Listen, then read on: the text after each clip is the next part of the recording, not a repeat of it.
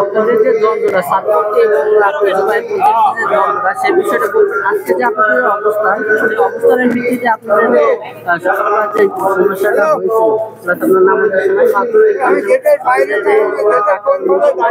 মাদ্রাসা আছে সেখানে ভিডিও করা হচ্ছে বা আপনাদের যে সমস্যা আপনারা কোনো পদক্ষেপ নিয়েছেন কিনা বা আপনাদের কিছু দিয়েছেন কিনা বা আপনাদের যে সমস্যাটা বা আপনাদের যে জামাতে যাচ্ছেন বা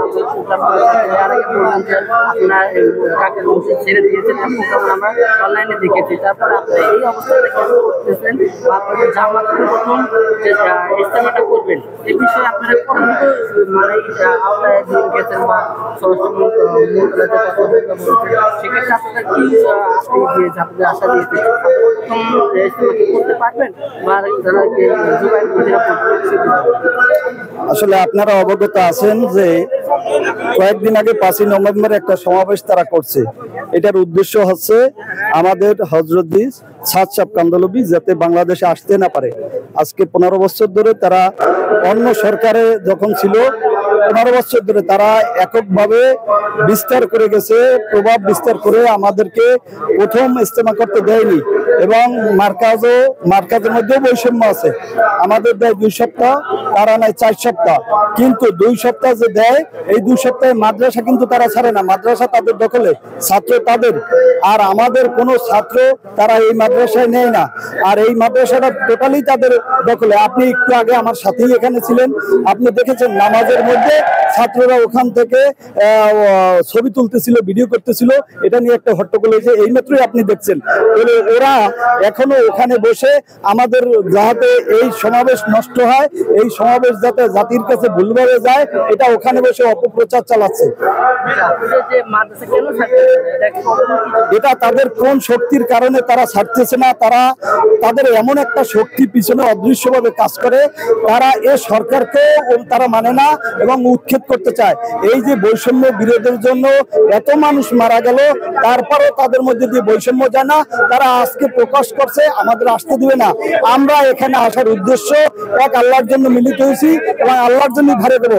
আমাদের বিশ্ব মার্কাজ নিজামুদ্দিন এটাতে আমরা চলবো এবং আমাদের হযরত সাদ সাহেব কান্দলবি এখানে ইনশাআল্লাহ আসবে এবং আমাদের এই ইজতেমায় সে থাকবে।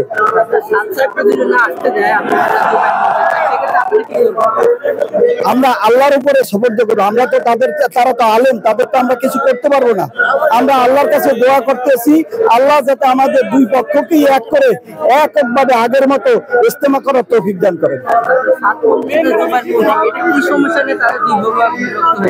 এটা একমাত্র স্বার্থের জন্য। স্বার্থ কখন? যেমন এখানে আগে খাওয়ার যে দস্তরখানা ছিল আলেমদের আলাদা, সাধারণ সাথীদের আলাদা। সাদ সাহেব কান্দলবি বলছেন যে এক দস্তরখানায় আসেন, কেননা সাদ সাহেব কান্দলবি বিশ্ব মার্কাজে আপনারা জানবেন, খোঁজ নিয়ে দেখবেন, সে এক দস্তরে খানা খায়। এখানকার মুরব্বীরা তারা বলছে যে এক দস্তরে খানা খেতে। 2 নম্বরে বলছে যে টাচ মোবাইলের ব্যাপারে সে কিছু কথা বলছে, আর বলছে যে কোরআন কন্টাক্ট করে, ওয়াজ কন্টাক্ট করে, মাদ্রাসা কন্টাক্ট করে, মসজিদ কন্টাক্ট করে খাওয়া যাবে না, খাইলে এটার জন্য কোরআনে নিষেধ করা হয়েছে। এই কথাগুলি সে বলছে। এই কথা বলার কারণেই তাদের স্বার্থে লাগছে। আজকে তাদের রুটি রুজি ধর্ম ব্যবসার উপরে, আর এই রুটি রুজিতে সে আঘাত করছে। অবশ্যই আমরা বসতে চাই। আমাদের মুরব্বীরা একেবারেরা অনেকবার বসতে চাইছে এবং তাদের সাথে বাহাজের জন্য বলছে যে আমরা হক না বাতিল, আপনারা আসেন বাইতুল মুকাররমে আমরা বসি, কিন্তু তারা আসে না। এই যে দেখেন মার্কাজ কিন্তু নিজামুদ্দিন মার্কাজের শাখা, এই মার্কাজ অক্ফা স্টেট নিজামুদ্দিনের নামে, কিন্তু এই মার্কাজ দেখেন তারা দখল করে রাখতেছে। এই মার্কাজ আমাদের আসতে দেবে না, আমাদের ঘরে আমাদের আসতে দেবে না, আমাদের ঘরে আমাদের তাবলীগ করতে দেবে না। তাদের কি এমন শক্তি যে তারা এত ক্ষমতা দেখাচ্ছে এখনো? অবশ্যই প্রথম ইজতেমা। আমরা এত বছর আমরা তাদের শক্তির কারণে পারি নাই, তাদের সরকার তাদের পক্ষে ছিল, তারা এখনো তাদের কোন সরকার তাদের পক্ষে আছে আমরা জানি না। এ সরকারের যারা উৎখাত প্রতিবাদ করে তারা আবারও প্রথম ইজতেমা করতে চায়, আমাদের ছাত্রছাত্রী এখানে আসতে তারা দিবে না, এরকম আলটিমেটাম দিছে, আপনারা জানেন হয়তো। আমরা কি এটা বলতে পারি যে এতদিন প্রথম পর্ব ইজতেমা তারা সরকারের মদদে করছিল? জি, এটা কি আপনারা দাবি করেন? হ্যাঁ, 100%। সরকারের সহায়তা করছিল? তারা তাদের সরকারের উচ্চপদস্থ কিছু লোক আছে, ওই লোক দ্বারা তারা সরকারের পক্ষ থেকে আমরা কোনো সাহায্য পাই নাই এর আগে, এই জন্য আমরা প্রথম ইজতেমা আমরা অংশগ্রহণ করতে পারি নাই। আমাদেরকে যেভাবে তারা আমাদেরকে দিয়েছে ওইভাবেই আমরা ইজতেমা করছি। এবারও আমরা প্রথম পর্ব করব। এবার আমরা প্রথম কনফার্ম নাকি তখন? আমরা দখল না কনফার্ম না। সরকারটা বৈষম্য বিরোধী সরকার, কথা বুঝেন। যেহেতু আমরা বৈষম্য শিকার, আমরা বিগত 7 বছর ধরে আমরা দ্বিতীয় পর্বে ইজতেমা করতেছি, আমরা প্রথম পর্বে ইজতেমা করতে পারছি না। আমরা তো আসলে হিসাব কি যে ওনারা 1 বছর করবে, আমরা 1 বছর করবো, এটাই তো হিসাব। ওনারা সরকারের সাথে বিগত সরকারের সাথে আঘাত করছে বা যেভাবে হোক মিউচুয়াল করে ওনারা করছেন। ওনারা অনেক বড় একটা ইসলামী একটা সংগঠন দাবি করে ওনারা বিভিন্ন সংঘাত করবে, সরকারের সংঘাত চাই নাই বিদায় ওনারা বিভিন্ন ধরনের আগে ওনারা জোরপূর্বক হোক যেভাবে হোক সরকারের সাথে মিউচুয়াল করে তারা করছেন। কিন্তু আমরা সবসময় আমরা আমাদের বড়দের কথা আমরা ওইভাবে মানি, যেভাবে বলে সরকার যেভাবে বলে ওইভাবে শুনে, এই জন্য যেন কোনো সংঘাত না হয় আমরা দ্বিতীয় পর্বে ইজতেমা করছি। এবার সরকার না সরকারি ভাবে এবার এবার আসছে প্রশ্ন না যে প্রত্যেকবারে তারা আগে করে, এবার আমরা আগে করবো।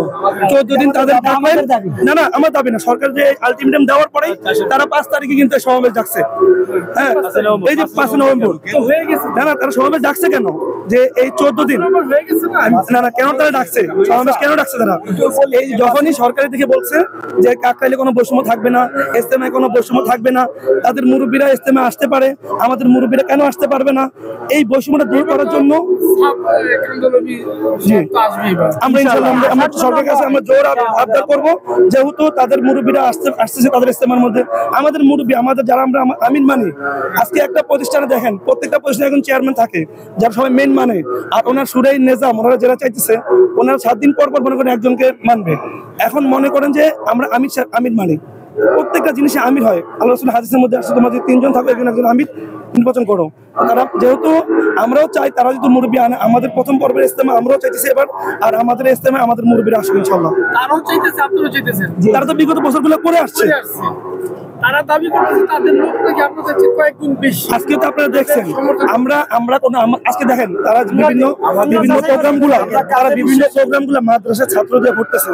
আপনার 5 নভেম্বর দেখছেন আপনার এখানে কিছু না, আর এখানে দেখেন সবাই হলো অ্যাডাল্ট, সবাই আসলে তাবলীগ করে, নিজের জান মাল খরচ করে। 17 সালের পর থেকে আসে নাই, 18 পর আর আসে না, 18 পর আসে নাই না। দেখেন এবার এই যে আপনি এই যে হাফসায় কত বড় একটা ইজতেমা করছে, 20 লক্ষের উপর মানুষ আছে। তারা শুনেন, তারা যে 5 তারিখে